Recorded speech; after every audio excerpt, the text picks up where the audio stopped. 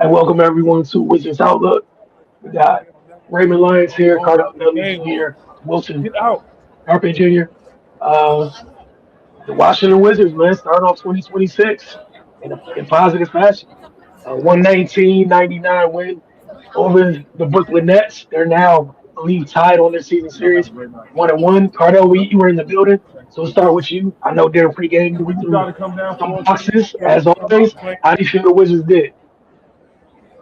Oh, they did extremely well. They came in here and handled business against an opponent that they should handle business against. A team that's, I mean, kind of in the same place as far as trying to rebuild and develop their team. But as you can see, the Wizards are ahead. They've taken the leap. They won 4 of their last 5 games, which is for them a hell of a streak to put together right now. And they're gelling, man. And it starts on the defensive man. You know what I mean? They really made things tough on the Nets. But we can be honest, man. The Nets defense, they need a lot of work. That's what I said the pregame. It should be a nice night for a lot of players, and that's what it ended up being. The drop coverage, the lack of communication, no run protection, the late rotations. It should have been easy pickings if the Wizards was on their game, and they were on their game. You know what I mean? For most of the game, they executed well. They had their little stretches where, they were a little sloppy, a little lackadaisical, but they never really relinquished control of the game, man. You got to tip your hats on, I just feel like they did what they should do, especially a team coming off a back-to-back. They just played the Rockets last night, and here they are in DC. A little bit wounded, didn't have their full slate of players. Tired, take them out. Don't play with them. Get them up out of here. You know what I'm saying, and keep the winning going. I thought Alex Sarr did what he should do. 19, 6 and 4. Very good night for him. Obviously, when I talked about CJ, I felt like he should have a very smooth night, and he did. 17 to 7 to 14, 3 or 5. It was no need for him to push the envelope because the Wizards had such balanced scoring. Look at Bilal. He 2 for 8, but it was 11, 8 and 4. You know what I mean? But really the bench, led by Justin and Marvin Bagley, Will Riley.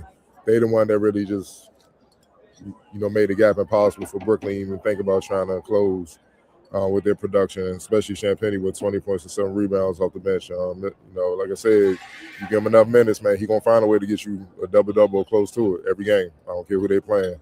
So you can just see it's a difference, man. They gelling. They're in sync. They're confident. Everybody's confident what they can do. They know their roles. And they're just playing for one another, man. And when you do that, good things that happen. That's what you're starting to see with the Wizards, man. They got a hell of a test coming in here on Sunday with the Minnesota Timberwolves. See if they can keep it going. But all in all, man, look, winning 4 games out of the last 5. Can't remember the last time we've said that about the Wizards, literally in years, which is a shame to say. But I'm glad we got to see it, and you got to call it what it is, man. The reality is, the facts are, things are moving up for the Wizards. They just got to keep working and keep getting better and better. Ray, what do you think about what Cardell was just saying? About they win 4 of their last 5 games. And yeah, it feels like it's almost been a decade. Sure, it probably has. But the biggest thing for me recently, not just this game, but the last few games, is just like Cardell said, man, their confidence, their body language is much better, their effort and energy is much better. I mean, it's translating to wins. This team is not in a position to look down at anyone. So, you got a next team in here on the back-to-back. Like Ardell said, man, get them up out of there. They've been playing well recently. It would have been a huge letdown to not get this game. So they came in and handled business. The defensive effort was what I enjoyed the most. I think it was one play. I can't remember. I think it was Dayron Sharp. He was on had a breakaway layup. He still finished the and one, but the fact that somebody hustled back, tried to get the block, they got the foul, he finished. But that's not an effort play we would have seen early in the season. So, I mean, that's progress, man. And, I mean, they had a 20-point win, so, of course, they did a lot of things well. And Alex Sarr is looking more comfortable by the day. Uh, CJ is at a point where if they need him to, he can go hero, or he can just kind of find his way, which he did tonight. Balanced scoring overall. The bench chipped in. Justice Champagny, man, that's a player every team wants. Every team wants a player like that on their roster. So yeah, man, it's not too much to complain about tonight. Just a good solid win, and yeah, man, it's nice for them to have some good momentum because they definitely going to be tested on Sunday. Yeah, you guys mentioned I don't have too much to add on this. You mentioned Champagne. Him and his brother showing folks that there's great value in folks who do the little things, and it leads to steady play. And they've been shining in their roles. Um, so it's still crazy game after game watching him be the one coming down with offensive rebound after offensive rebound. He only has his boards tonight, four of them were on the offensive end though. And routinely, he's like, you don't even have to look up. You know, it's him coming down with the offensive rebound. Usually, we think of a big doing that on a regular basis. And Cardone mentioned there in pregame, as a 6'6", 6'4", flying down there on a regular basis. And it breaks teams at times. Him running in there like that, getting extra possession, and then capitalizing off it. That said, player of the game for you guys tonight. Hey, the Jim Couch alone, Justin Champagne. Ain't no arguments here, right? Yeah, can't be mad at that, man. He might go be a doubleheader for player of the game and X Factor because what he did off the bench, like Adele said, man, he just kind of kept him at bay with his energy. And like, I mean, the most CJ led the team in minutes with 31. So they came in here, got him up out of there, and let the guys come and play cleanup. So yeah, I'll go with Champagne as well.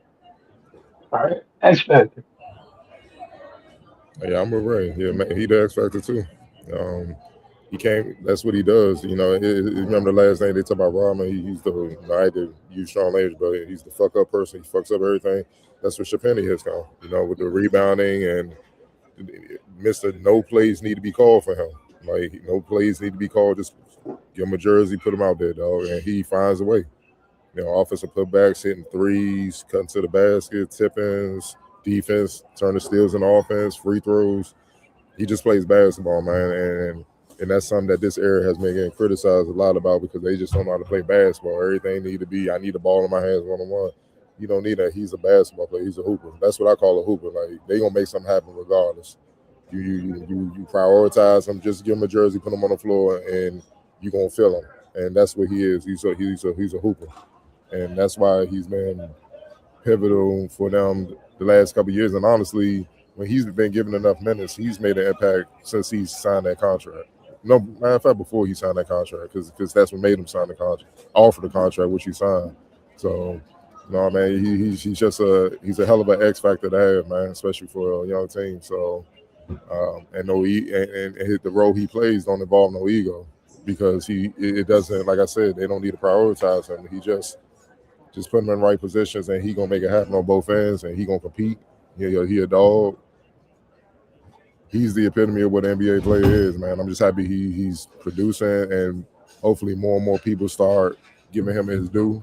But we all know that comes with winning, so they gotta keep winning for that to come. Yeah, no arguments here at all.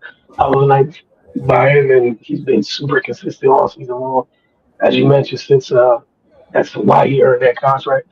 That said, they got Minnesota up on Sunday. You guys have nothing else to add. We will check in with y'all. Then don't forget when you guys tune in, feel free to hit the comment section. We'll respond to you guys as we see them pop up. Y'all have a great evening.